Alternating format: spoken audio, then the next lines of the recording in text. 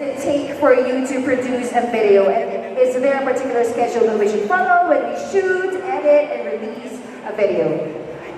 Usually it takes like a couple of days to do a really good video. But sometimes if you have a deadline, you can do it in one day. I've seen her edit a video in a couple hours before. As in shoot and edit then upload all in one day. I've seen you edit your videos in the car while you're on the way. Yes, everywhere talaga. If you have like extra time, we use it as much as possible. The pressure is there if you have deadlines. Yeah. But on a regular and usual, it takes about 4 days, 3 days, 7 days to around follow the that video. time. And for the scheduling, hopefully once a week. Hopefully, but ideally twice a week. Ideally twice a week. All right, so let's move into the next question. This next question, I'd like Bill to answer this. Since vlogging is mostly about sharing your personal life and experiences online, how do you compartmentalize what to share and what not to share without compromising authenticity? It's definitely a learning process, which you find out over time. And I think that's one of the more difficult things in the beginning. You're not really sure if something's too personal or, yeah, you kind of just get a feel for it. And I think one of the rule of thumbs for me is as long as you're not harming anyone or making anyone uncomfortable, then it should be okay. Including yourself, the people around you. Yeah, I think it's as simple as that. As long as you're not stepping on another person's feet like that. Okay, so now how will you know if a content would be a hit? You don't, that's another thing. That's why I think it's just important to make as many videos as possible, because the only really way to learn what's going to be a hit and kung anong gusto ng mga viewers mo is to get, I guess, an example, you know, to see. It's trial and error, talaga. Before I just would upload as many different videos with as many different titles. After 20 to 30, 40 videos, then you kind of get to see which videos people like. So always try new things, or if you find something that works, keep it going. But yeah, you kind of just learn as you go and see what people like. All right, you never really know when it's going to be hit. Sometimes you get an idea if it's going to be a hit. I can't see, I'm so or sometimes like you have a video you think would not do well. That's when it's going to be a hit pa. So you can kind of do trial and error and see which one will be a hit. But of course, we have to consider that we are not, well, you know, we're doing it with our authenticity, having fun with it. But there are some things, you know, like if she's going to be in the thumbnail, it's going to be a hit because she's so good looking, you know. But then again, I thought I had like an amazing vlog that was going to blow up and go viral like a couple weeks ago. And it was like my worst viewed video the entire year, which is really weird.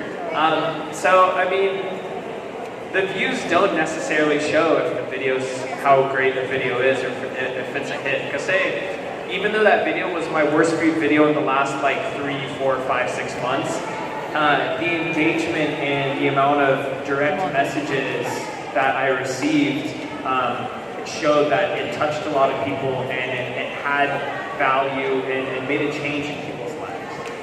All right. Okay, so you heard it straight from them. How would you know if your content would be a hit? Well, you will see if you get to influence others when you pass by them and they tell you, Chong, mga chang. If they mention to you the things that you've done in the video, well, they were a hit. Now, next question, I have this one for Carlo.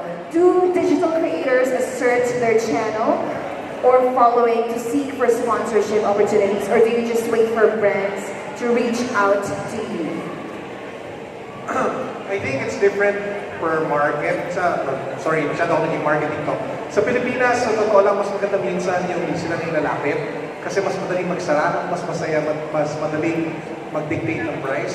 But I also don't, parang I also recommend din kasi sending proposals out and trying to ask brands what it is that you can work with together. Lalo na if you already have a base, if you already have a following, if you already have a proven track record that you can, you know, sell products or services for different companies. For example, most of my sponsors are outside the Philippines. So Skillshare, Rose Gold and Black, Movement Watches, The Fifth, so all of them are international. I recently closed 3 more just by watching who sponsors other YouTubers na are sneakerheads international. And then I just emailed the people. As in talaga hinanap ko yung pangalan nila sa LinkedIn. Tapos minessage ko sa kanila. Ano yung portfolio? Tapos yun, minasara ko. So, I guess it's very different depending on what type of work you're looking for. Yeah, I've never done that before. So that's crazy, dude. That's good. But you know why gusto ko siya gawin international? Kasi sa They pay more money. One, they pay more money, and two, you have nothing to lose. True. Parang they're companies based They out don't of the judge US. you. Yeah, they don't judge you, di ba? Tsaka in more advanced markets, like in the US. They get it all the time. They actually like that kind of hustle, that aggressiveness. That's true, yeah. Here in the Philippines, medyo mahihain pa eh. So if you guys will try to reach an international market, as in, kung kailangan nyo mag-cold emails, kung kailangan nyo gumawa ng proposals, marami nag-no, pero marami rin nag-yes. So, net-net, positive ka. But ultimately, gamitin mo yung oras mo sa content mo and just work on your brand and your channel and building your fan base because over time, then the brands will come to you. You know, it's like you leverage them in through the kagandahan ng content mo. You know, pakipot lang. Like that's how she got me. She was very pakipot and she got me in. And then they will understand and they will realize how maganda you are, how maganda your Oh, content wow. is, and then boom, that's how you catch the fish. Ano gusto mo for dinner? Alright. Thanks guys. Now it's time for us to hear from you. If you got any question that you want to ask them, we want to help you out actually how can this be more applicable to your videos, your contents. Yes.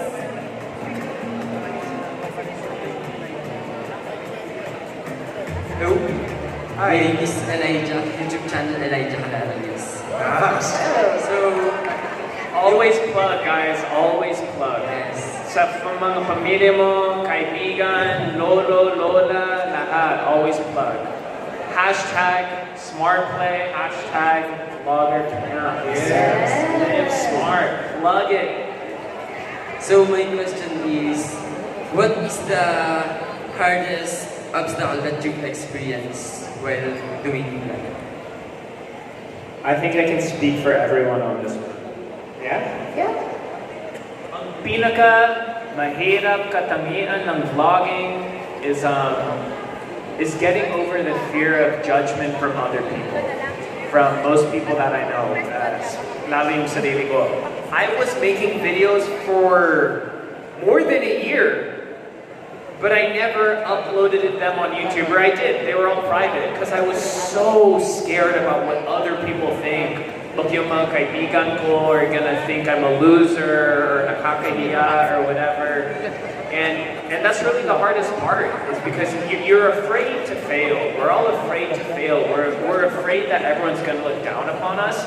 And it's not until you get past that point, once you can get past the point of other people's judgments, then that's really the only way you're going to be able to succeed on YouTube. And not just YouTube, I think ultimately in life, once you realize that you're not going to let other people's judgments dictate your decision making and what you want to do, that is the ultimate path to success. So you guys want to add more to that? Agree. Agree too. Alright, so you second the motion. Alright, now I guess to summarize that, we can say that don't be afraid to fail, and don't be afraid of what other people think about you. Don't be afraid to fail, and as long as you continue trying, you're not failing because you're still going. You only fail when you give up, and if you never give up, never stop trying, and you never fail. That's good. That's really good. Whoa. We have another question from that guy right there. Hello. Hi, I'm Shem from No FOMO Squad, YouTube channel No FOMO Squad. I'm with the squad here. My question is, Squad, ay, gusto mo na FOMO squad. fear of missing out. If vlogging never existed or it never happened, what other ways can you be an influencer to other people? If vlogging did not exist, what are the other ways? It's kind of like, you what can would your influence other career be as well if vlogging didn't exist? Ultimately, I would be doing whatever makes me happy, whatever I'm passionate about. To influence other people. I guess I would do that from first, making myself happy, which is doing what I'm passionate about, which is entertaining and traveling. So I would be a TV host on a travel channel or something. I would find a way that I would find a way to travel and entertain people, because that's what makes me happy, and that's how I spread joy and happiness to everyone out there. And I would influence positivity via ganun. Well, if vlogging didn't happen, I would still be doing what I was doing, like actually helping people pursue their passions, which is why we set up Tier 1 so that fellow gamers can make a career out of what they do. So, ayan, tutuloy ko lang magiging full-time yung ganun if vlogging weren't there. Ako sobrang happy ako na I stumbled into YouTube kasi to those who don't know, I come from a political family. So my grandfather was the late Senator Blas Ople. And I really thought that I would become a politician, that I wanted to become a politician, that I wanted to become a senator, etc., etc. Buti na lang nagka-YouTube. You could be the first YouTubing president or Super senator. senator, di ba? Parang guys, ito corrupt, o, tingnan nyo siya. Parang gano'n. Subscribe kay Mayor. Subscribe nyo sa kanya, corrupt to, corrupt. Alright, so those are really great answers. I think we have more questions from our audience members. Hi, I'm Attorney Tags. Attorney. Legal Notes by Attorney Tags. I post videos on Facebook. Ang tanong ko lang is, how do you deal with haters and bashers? And how do you process the feelings of being hit on your self-esteem? So that goes back to the original question I said. It's kind of going back to the judgment of other people dictating how you're going to make your decisions in life.